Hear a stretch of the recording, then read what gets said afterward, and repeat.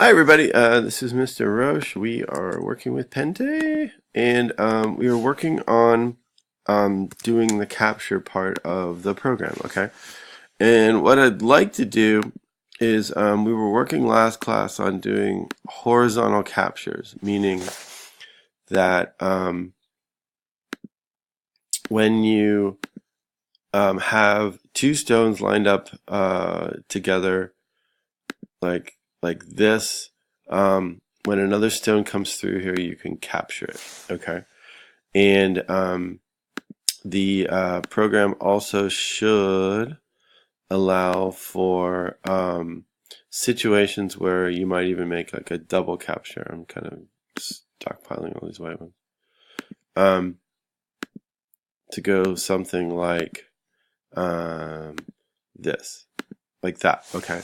And what we wanted to do, I think, right at this point is try to, we're using like one procedure to do this, and we like to use the same procedure to handle lots of different captures, okay? So, for example, if we wanted to capture vertically, it would do that as well, using basically the same thing. And the question is, what do we have to do to make changes to allow for these kind of extra captures, right? So like captures can happen basically like in any direction, right? And that's what we'd like to show, you know. So let me see if we can get like a double capture happening this way. And one of the things too is that we need to, like, that's great. We need to also be careful about the edges, okay? So you don't want things to, like, you don't want this to bomb out when a capture situation presents itself. Like, let me get another one going here. Like that. Okay, like, but that's not a capture. And correspondingly, this is also not a capture, but this would be, right? And so that's the thing. So we want to be able to show that up and down and in all the corners works, because that's how the game works, okay? And this is a big part of the game, so being able to do this right and well is important. So let's look at some code and learn how. Let's look at what we've done and try to expand on that so that we can use the same code again and again to handle all the different captures, I think, which we can do, because basically the situation is the same. Because basically what happens is when you put a stone down, I don't know what I'm on here. It's White's turn, so if you put a stone down here, it needs to look here, here, and here to see if there's a possible capture, and then take it. Okay, and take them off the board, which we have, but we're working to expand on that. Okay. Okay. So when we look at Pente game board from class, what we have is we have a situation where we were checking captures from the from basically like I think like mouse clicked here. What happened here? We called a thing called click check. Okay. And what we're going to do with that in click check was click check decided whether it was possible to click on a square, right? And we should do some checking too. Like right now we can click over top of them and we have to make a change there. But what we did is in click check, since it knows the row and column where the placement of the stone occurs, we can call something called check for captures. Excuse me, right now. And that's what we're doing. Okay. So what we needed to do is we wrote up a kind of a little driver that that did this. Okay. And we checked two things. We checked if the number of squares on the side is less than 4, then we could check horizontal. We could check this way, and if we did it 3. Now, I had done this before. Okay, and I wanted to show you that with a one-line command, it's actually possible to write an if statement without the parentheses. Okay, and it might be easier to read and things like that if we do it this way. Okay, so it's actually possible to write code like that in Java. Okay, but that's what we did. Okay, and then since we were only doing horizontal captures, we went for it and we wrote this thing called horizontal captures. I guess what I wanted to do was, I think we could actually change this, okay? So I'm going to go like this for a second, and I'm going to right click on it, and I'm going to do something called refactoring it, which means renaming it, okay? And I'm going to change this, so, and what it does is it'll change all of these references to it, okay? So I'm going to change this to like something like check for captures and make it totally available for all different types of captures, okay? And if I just change the name, see what it does, it changes it over here, okay? And then like if I run it, like hopefully it'll still run, okay? It'll be the same. Okay, so here's C, here's G, and like it should do what we think it's going to do, right? Still does captures. Let's go in here. It's the same kind of capture, but I keep doing this. There. Okay, so it still does capturing like what we want. Okay, which is good. Okay, so so what I want to do is make this more generic, even more generic. Okay, so this is a variable that handles like columns here. Okay. Okay, and I can do things like I can put comments like right in here, right? Okay. So, and I think this is great, right? So, we had a variable called which way, okay? And the columns go right and left. And what I was going to do is I was actually going to refactor this too and make it go right left. Okay, whoopee. I'm going to go here and say refactor, rename, and I'm going to go right left, okay? And what it does is it changes all my right left ones, right? Okay, so it still works. I just sort of changed the things, and we have something that deals with columns going right left, right? Okay, what I'm going to do right now is I think I'm going to add something for rows, okay? So I'm going to add another integer variable to go int up down, okay? So now this takes 3 variables, right?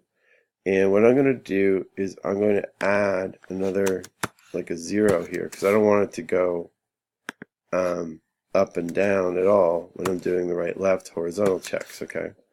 And these are the horizontal checks, right? Okay, like that. Okay, and what I did though is I added an extra variable for how I'm going to change the row, okay? And I can add comments to lines like this. It's actually possible, and it's kind of cool because you can explain what you're doing while you're writing the code. Okay, so this one's, again, this is a row change. Okay, so we have a row change of nothing, and we have a call change, right? Okay, and then what I'm going to do is, so we now have right left, right? We have up down. Okay, this thing should behave basically the same, even though I'm just sending it this extra number. Okay, so you know, we got a row, we got a column, we got the person turned, we have something for row, we have something for column, and it looks like that. That seems okay, right? Okay. So now we have an up down and a right left thing here. Okay. So what I want to do then is I want to add up down capability to all the rows. Okay. Right. And that's what we did, just like we did over here. And I'm going to say plus up down times 2. Okay. And then I'm going to go plus up down times 3. Okay, and that's exactly what we did right over here. Okay, except that instead of using right, left, we're using up, down, right? And then this one, I'm going to say this is going to be plus up, down. And this is going to be plus up, down times 2. Okay, so it's exact, they're like kind of analogs to these other ones that we're writing here. Okay, and then all of this stuff is basically just the same. Okay, so now I've got these horizontal checks, and these are set to 0. The row thing is set to 0. The row checking, right, is set to 0. And the column stuff should be the same. So theoretically, all this should just operate the same if I run it. Okay, so we'll give it a try. Okay.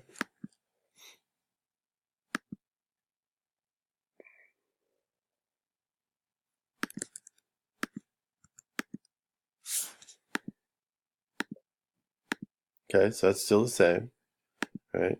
And then, I don't know, I keep doing this wrong. Let's see, I think that's right. That's still the same, yeah.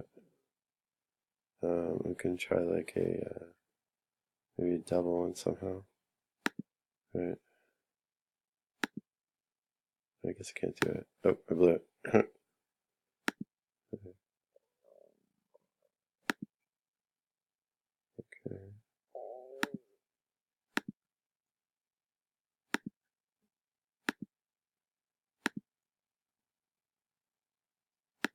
That's right. And then we need one more here. There you go. So it's all sort of the same, okay? But now I can actually use the same code to check for ups and downs, okay? So let's try that. Okay, so what I need to do here is just, I'm going to reuse this for vertical checks.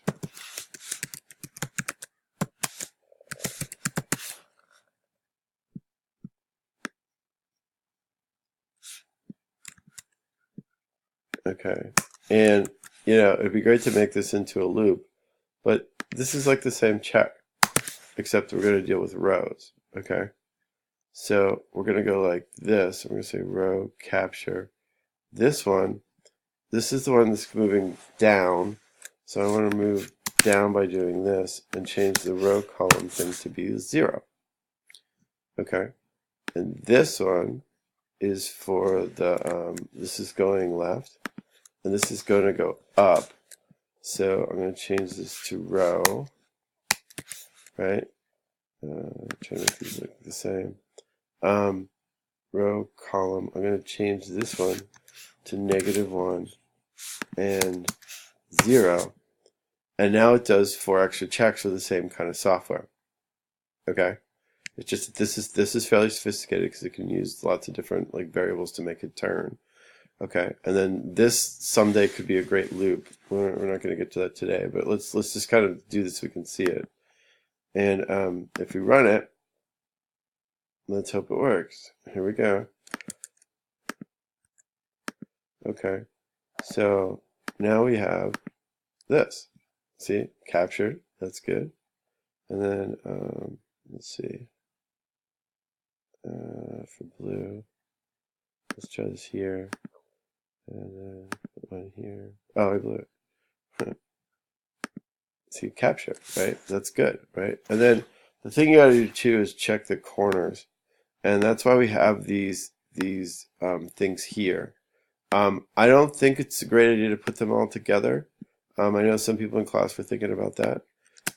But I think you want to isolate the directions of these things. But you want to make sure that it works like here, okay, for something like this, and it doesn't like create an error. Okay, like that. I only have like about 30 seconds. So what I want you to do is see if you can get up and down working, okay? And we'll try to get them all to work. Like, we're almost done. So what I want you to do is get this done. I want you to run a lot of tests, and I want to see like in a video that you're actually testing this and trying in each like individual corner, okay? And like there's like 15 tests for for